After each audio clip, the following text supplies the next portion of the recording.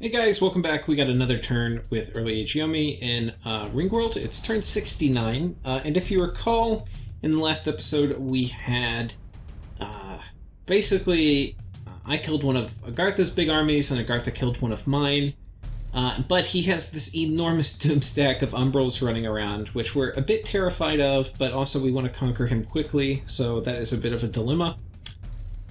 We have a golem that casts teleport. Okay, I don't remember that. I think we're just moving them into position. Okay. So this was actually Centaurs against... against Hinnom, which is a little role reversal. We found a cavern of growing glowing moss, which is nice. And okay, so... that's about it for the top part of the events. Let's take a look through here. So we have a Melkort raiding Lanka. Let's see what gear he's got on this Melkort. For those of you who are wondering how to thug up Melkorts, he's got an ice shield, which is kind of cool, a shadow brand, and a horned helmet, and chainmail of displacement, boots, quickness.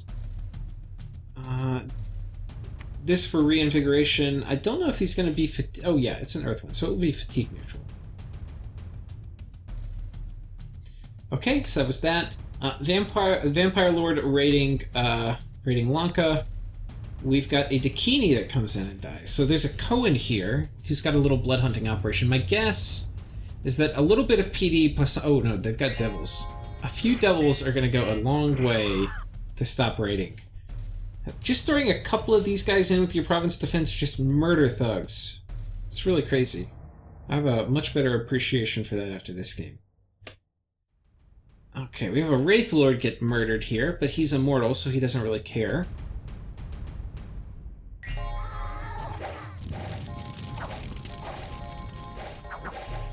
And basically the standard Wraith Lord script with Soul Vortex and then Invulnerability. I'm interested to see how he's going to die, because imps aren't going to do it.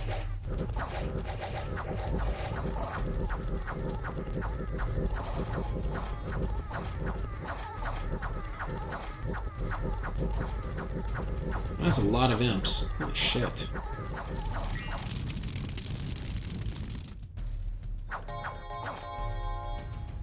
Okay, I'm not sure how he died.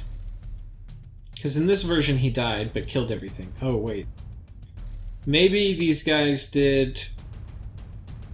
okay, let's jump forward to the end here.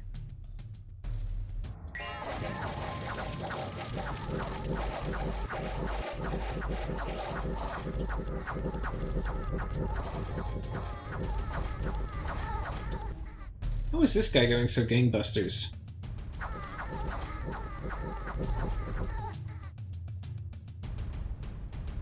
Oh, he's a communion master. That's how. Okay, so that got him up to Holy 2, and then he could put Holy Avenger on these guys. Okay, and it must have been the Holy Avenger that ended up killing him. So he didn't die in this battle, but in the replay, I can see how that would have happened.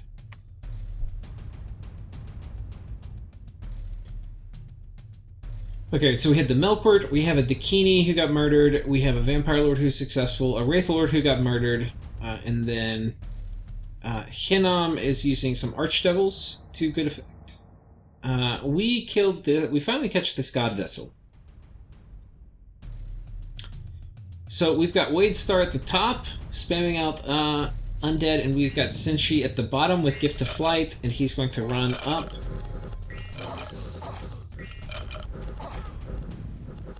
So we've got the Horde of Skeletons coming in, and then there goes Senshi.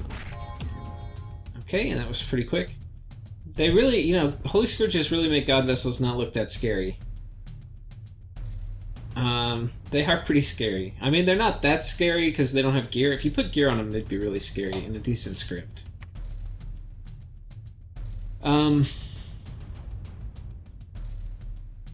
actually, I think, would be a cool flavor improvement. Like, actually give the God Vessel some decent gear. And then give them default scripts. Okay. Next battle, we've got Lanka here.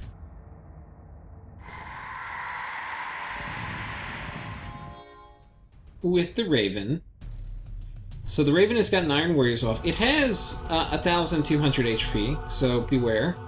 The current max HP is 751, so it's not going to regenerate until that happens. And we have Wrathful Skies, so Lanka's the same idea I do. I don't know how long the Wrathful Skies is going to stay up, though, because all they're going to do is just come back behind. Phoenix Pyre. Okay, how are you going to kill this guy? Okay, he's kind of high fatigue, but he has Soul Vortex.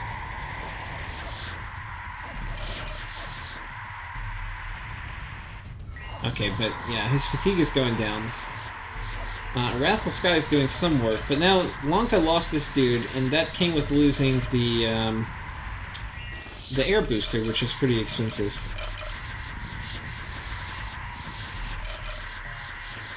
Now he's kind of taking a lot of damage, but he's regenerating for 150.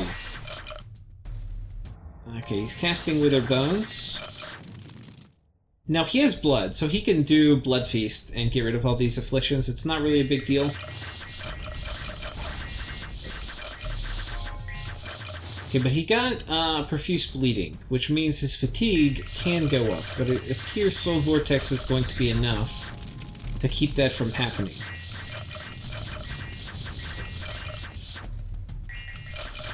Okay, not sure how this is going to go, actually.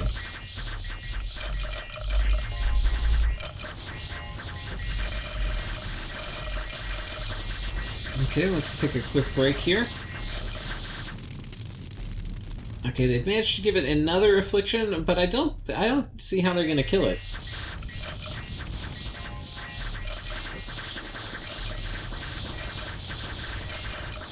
They're just... I mean, you just can't kill it. It's got Phoenix Pyre on too, with Soul Vortex. Like, how are you going to kill it?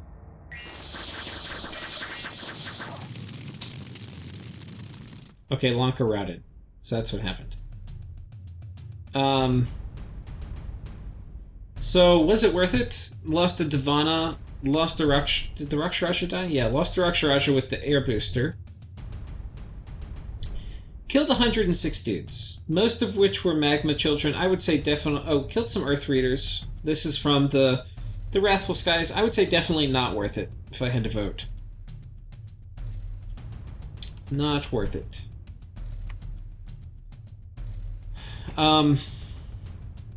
Okay, so that was this battle.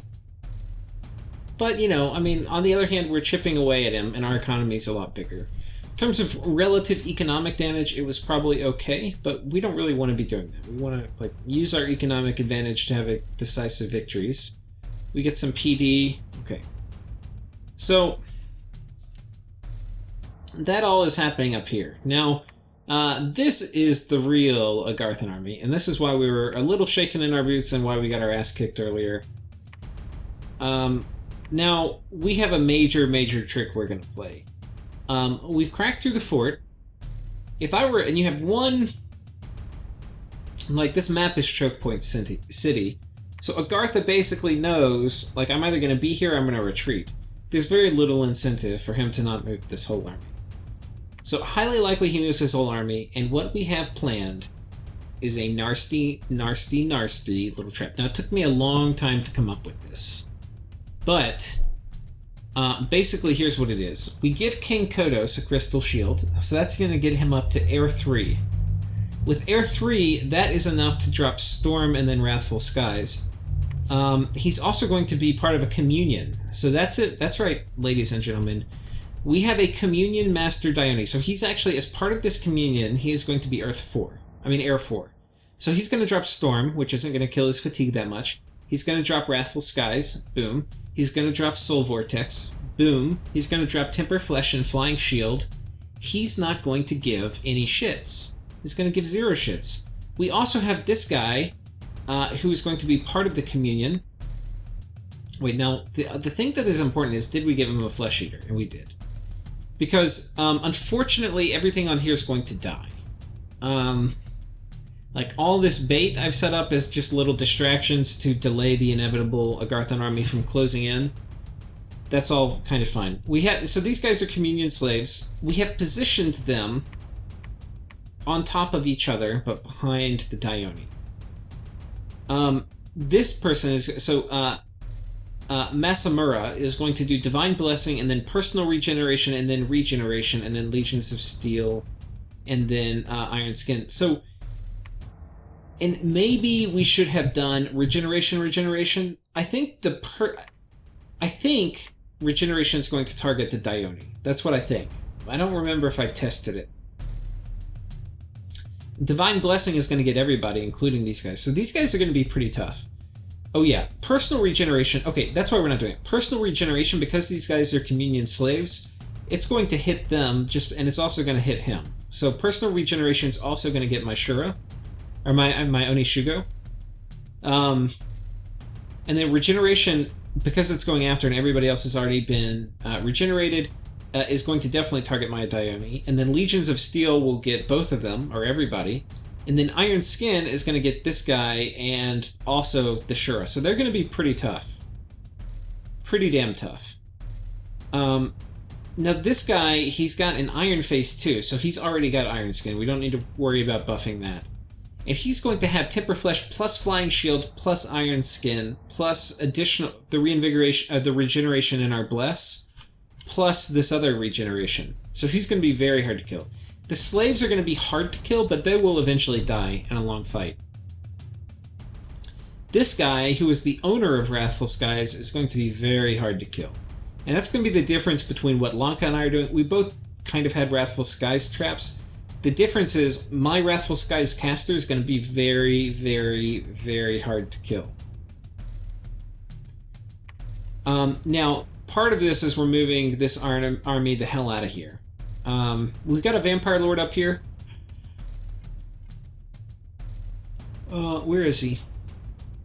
Oh, right here. And he's basically set up to do Bloodlust. And that's going to affect all my demons. Just give them bonus strength. And so that's basically the big move for this turn. And Baki is still sitting here, ready to do End of Weakness, which I hope he never casts, because we still have a lot of fire magic or fire dudes left on the table. I think that's about it. We've picked up some of the Oni here. We're going to be moving them around. But that's mostly it for this turn. Let's go ahead and go to the next one, which is turn 70. Well, let's go back to turn 69. I'm going to double check diplomacy, and then let's also take a look at this theater of war down here. So we've got one path access down here, and we can see, I just want to give you an update on the Lankan situation. This fort is cracked, so Lanka's going to be going through here next turn. And then the Lankan raiding, he's paid for it in the life of a lot of Lankan thugs, but he seems to be successful.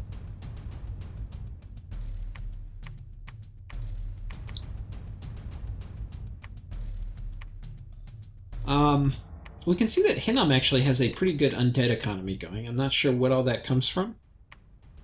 But reanimation's pretty good on Hinnom because you get these size 6 giants, which are pretty cool. I think they're 6, it might be size 5. But they're pretty cool. So that's the situation down there. Let's go ahead, let's check diplomacy. Okay, we don't have any. Let's go to turn 70.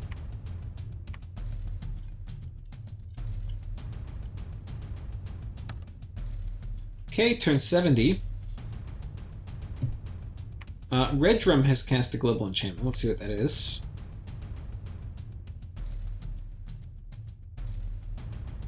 We've stolen Maelstrom from them.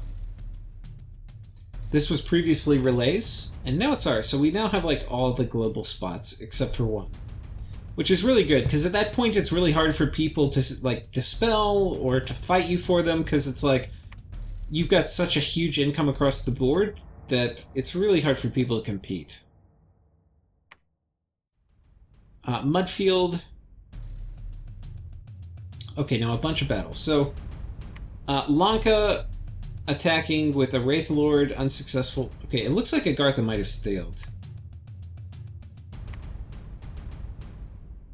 Okay, Lanka attacked there, but was defeated. Just a bunch of Lankan raiding, actually.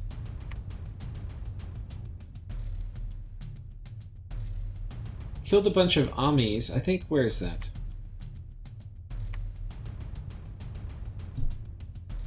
Okay, so this is inside a fort wall.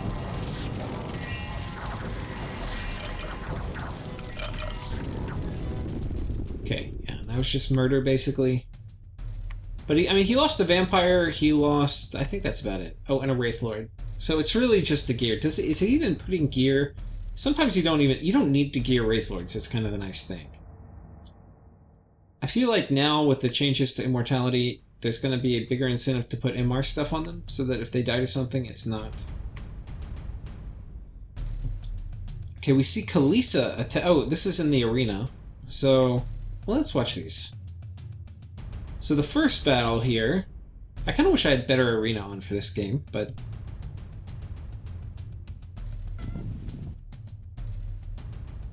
Okay, wrecked.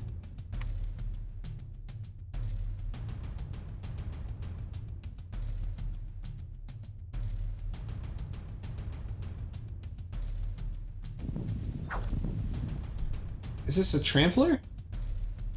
Boots of the Behemoth? That's hilarious. Chainmail of Displacement? This is a funny ass build. Curse Attacker? What is this? I don't know, but it's working. That's really funny. And finally, we have Lanka squaring off. Okay, with the monkey. Okay, so it looks like this guy is going to be the proud winner. So that crazy build won this, and he gets the Champion's Curious, which is a nice little item. Okay, and we have still cracked this open. Okay, and then...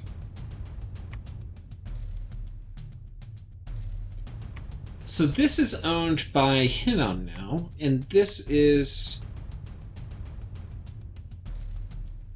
Yeah, okay, so this is kind of weird. So we've adjusted our script now.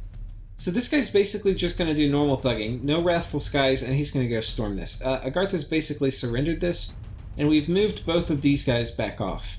So that's basically the update. I'm going to kind of speed through some of these turns. So Lanka, you can see moving some of these guys through. I mean, there's a bunch of micro stuff we're doing. Like, every turn, I'll just show you some of it. We're shuttling around a few little Oni. I've got a whole network of Mound Kings that are taking Oni out of provinces and concentrating them in Oni camps. Thing is, wherever you have temples, you're going to get Oni, and you don't want your Oni sitting around because they cause unrest and they make your income even worse than it already is. So we're always shuttling with little Oni. Like, you can see, we've got tons of Mound Kings moving our Oni around. So it's good that I'm showing you this, because if you're playing Yomi, you need to be doing this. You need a very extensive logistics network to move even small quantities of Oni around before they generate unrest. Because the first few unrest actually do a lot to affect your income. Okay. We have a big army here, which... Okay, we're actually moving them. So we've got a huge army here. Now, we don't have... I think, okay, so yeah. I'm sending a message to Saramatia, and it says, "It's come to our attention that your god has under his possession some monkeys. All monkeys are lawful property of the demonic overlord Oogity Boogity. Consider your nation on notice for crime of unlawful possession of monkeys." So that is going to be our pretext for entering into war. I think we feel that we have this on lockdown enough with Hinnom and the monkeys. And this is such a big map, and we don't really want it to go on for forever. You know, like, we have all the globals. There's a lot of things that are kind of in our camp. So rather than just sit there and let this game go on for forever, and ultimately everybody will unite against us, rather than kind of wait for that, we're going to go ahead and just kind of announce war. So... we're giving them a turn, kind of just as a polite courtesy. Like, we're not going to be attacking this turn, I don't think. But we're letting them know in the next turn we'll probably attack.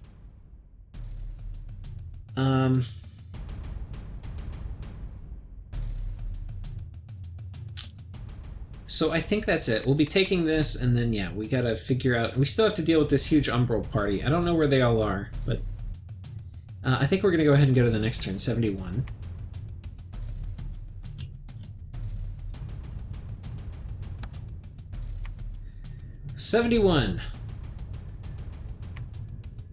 Okay, so a magic nightmare was projected at King Kodos. So this is used to snipe with the Astral Death Crosspath.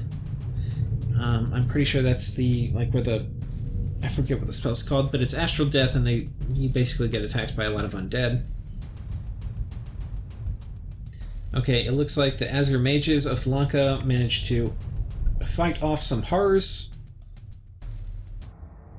Likewise here, but lost a bunch of undead. Okay, an Archdevil successfully raiding. Lanka attacked Hinnom and won with a few Azure Mages underwater, apparently. They probably just frozen hearted their way to victory. Let's kind of see what they did. I think that's what happened.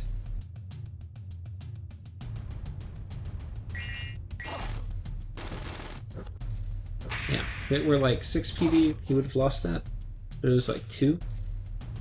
Kind of ballsy. Okay. Hinnom raiding back his stuff. Lanka losing a raid.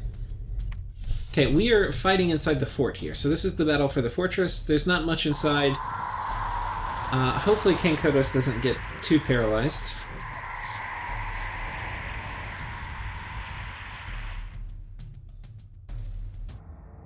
Okay, wait, what the hell happened? The wolves cause him to rout? Oh no, they don't have a leader. Okay. No leaders, so they just, they got an attack or two off and then they all ran. Very nice. So that's that. Now let's see what's going on, because I want to get to this battle. Okay, so here's the Doom stack back. They're jostling back and forth, and we've taken this. Now, King Kodos, he still has his gear. We had built a lab here. I think that was one of the things we did last turn, and it was so we could shuffle gear around. Because the battle here, King Kodos, I'm pretty sure didn't have a crystal shield. No. But we are going to be moving in with basically the same setup that we had before. The only difference is that I have a second dude who's just here to kind of help survive along with King Kodos. So it's Rick Khan, and he also has an Iron Face. And hopefully he can survive. But it's going to be grinding. So he's going to be doing Phoenix Pyre, because we're probably going to be... And he's doing Soul Vortex too. He does not have a Flesh Eater, whereas King Kodos does. So we hope it works out for him, but it may not. But that's basically the plan. We're doing another... Basically, it's a Wrathful Skies trap. Hope it works, but you never know. And I think that's about it. The other thing is, of course, we're now going to be attacking the monkeys. And the nice thing about this is that attacking is actually really easy. We just have our guys in a big blob, and we're going to mass flight them as soon as we can. Wait, where's my mass flight person? Okay, they'll be coming in. They're apparently not in position right now. But we're also dropping Darkness, which is going to be pretty good against monkeys, and then Anti-Magic and Will of Fates. Mass Flight, of course, is going to be super important. We've got Army of Gold coming up. We just don't see it. I don't know where. Maybe they're coming in here? No. But we do have more people rolling out. You can see we just got like 900 Siege Strength, 400, another 1,500 here. Like, we just have big armies on the move. And we'll probably be moving out another army from here shortly. And that's why we felt confident picking this war. We have really big armies now. Like, Lanka has a lot of undead production and a huge blood economy. Meanwhile, I just have huge amounts of demons. That I would rather have them, making me money by raiding enemy lands than just sitting around and talking shop with other demons. So that's basically what we're doing. Yeah, I think that's about it. Let's go ahead and pull up the next turn. Hopefully, I want to have in this episode the big battle with Agartha, because I know it's coming up. 72. Okay. So an Earth Elemental has tried to snipe... So Kalisa, they're using this to try to get my Dionis. The thing is, Dionis don't really give a fuck. Like, if you're going to try to assassinate Dionis, please. Like, Ashen Angels, we don't give a fuck about that either. Sure, tough.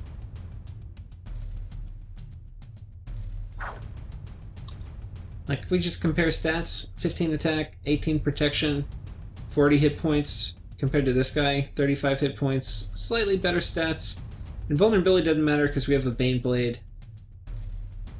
I guess it's pretty similar if you look at it.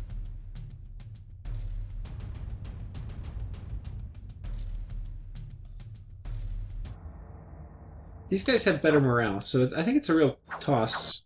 Yeah, okay, kill him. So none of that worked. King Kodos got mentally attacked, which is not good. If he had died, we would have been in deep shit. Okay, and then we have some battles. We have Kalisa attacking us here. So I think this is an astral-empowered Lich. Oh no, this is a Master Lich, so this is their pretender, or disciple. And he had Cloud Trapeze Den. And I don't... Wind of Death, so it's a Wind of Death Cloud Trapezer. And then Wailing Winds. Another Wind of Death. Okay, so he kind of missed. Because... yeah, okay, he won, but he just killed, like, a bunch of crap. It's not really worth anything.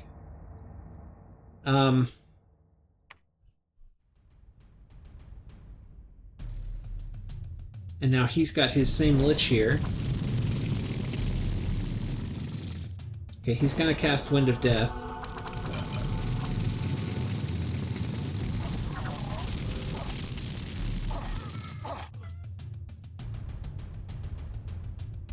We're mostly fine. So we then kill him, and he kills 10 barbarians. Don't care. You can see our Ko Oni are mostly immune to that. Coming down here, we've got... Okay, who do you think is going to win? We've seen this before, and so far the Divanas have been winning.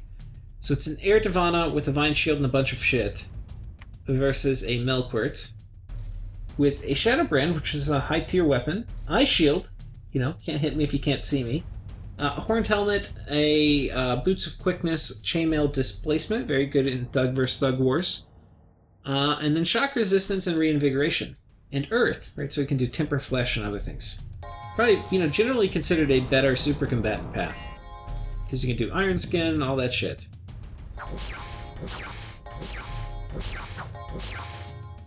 Okay. Holy 2, so we've got Holy Avenger kind of weighing in. Okay, we get the run. How about that? Here's the Divana 1. One of our Lantern Carriers got murdered. As they do. And Inari attacks and wins. I think this is just Skelly spam. Very light raid.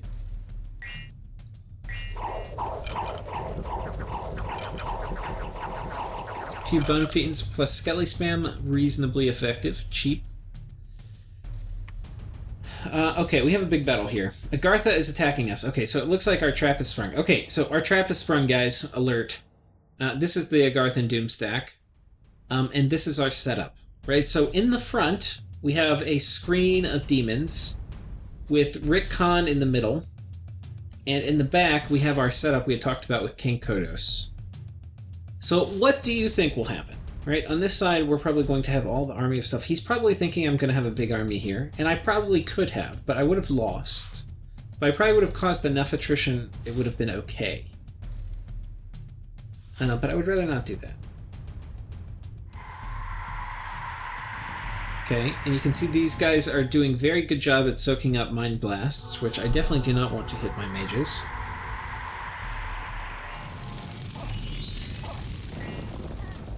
Okay, there goes Storm. Now they're all kind of funneling in towards Rick Khan. Meanwhile, King Kodos is Kamehameha charging up to do his Wrathful Skies. There goes Wrathful Skies. Now, after Wrathful Skies, he's only got 40 fatigue, and that's because most of it's going to these guys. But they're regenerating. These guys are actually pretty good Turbo Communion dudes. Now, he didn't really finish his script before he got Mind Blasted, and he's now paralyzed for 3 turns.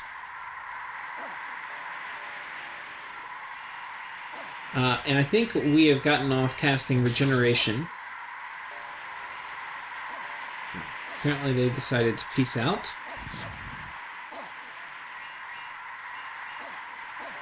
Now the thing is, umbrals hit really hard. And it's armor piercing, so having a ton of protection is not enough, basically. Now, yeah.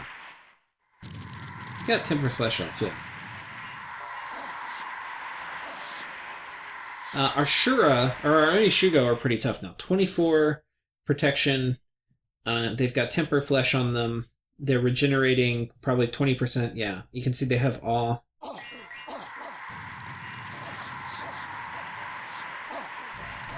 And this guy, King Kodos, huge HP pool, and in large part is thanks to the fact that he has unequaled obesity.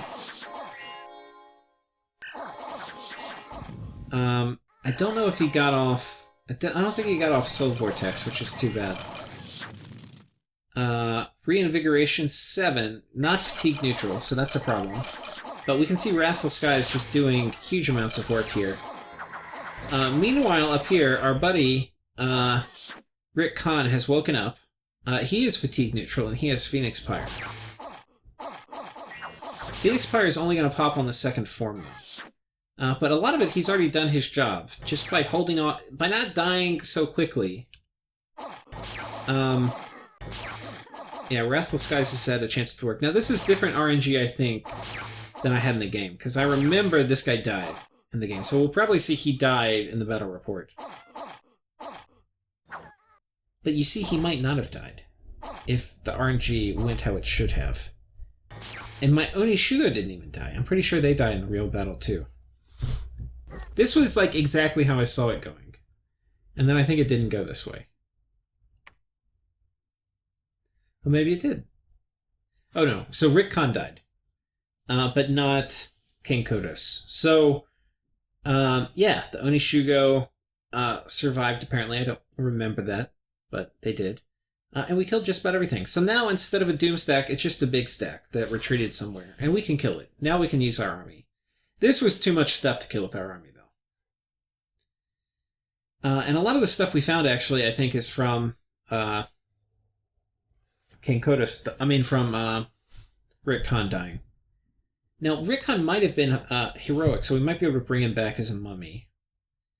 More raiding down here. We'll just, instead of talking about it, okay, we got a big battle here. Warshin. Lanka trying to break through a fort, and we have a reason... Okay, so this is the Astral hero, the son of Kokoball. And he's pretty gnarly. Very high Astral, super valuable chassis. One of the more valuable heroes in the game, I think. Breaks you into deep Astral with Hinnom, which is very nice. We see a decent army of chaff with crystal mages, who are, of course, very good.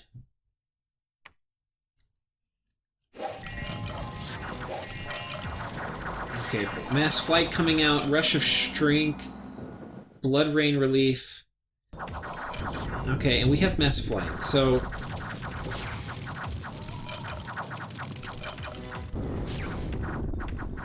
We have a Melkort here with the Holy Scourge aimed to kill demons. But he's casting spells instead of swinging his Holy Scourge. Unsure about that.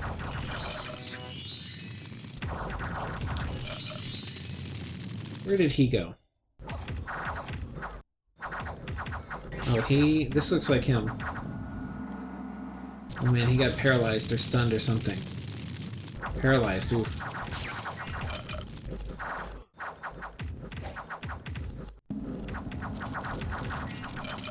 I mean, this guy is pretty buff, though.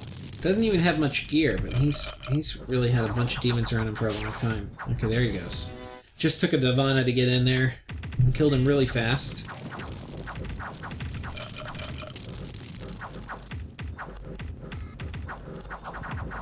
Okay, and that's basically that battle. So, yeah, Lanka lost a little bit of crap. Didn't really lose many of their blood summons. They did lose one Dakini. Whereas you see on the other side, it was just catastrophic for Hinnom. Lost almost everything. So, the wheels are now officially off the Hinnom cart. Once Lanka attacks you deep in your heartland and you lose a big battle like that after you lost one battle before, you were in some deep shit. So, not looking good. And furthermore, if Hinnom had any peace with his neighbors, once they see him lose a battle like that, your neighbors very quickly turn on you after something like this happens. So he's got this fort, and we're only one away from his cap. So here's his cap. So the raiding war, you can see it's continued, but if anything, I would say it's gone a little bit in the way of Hinnom. Maybe not. It's about stagnant. Lanka's lost some thugs, but Hinnom has not retaken most of their territory. Yeah.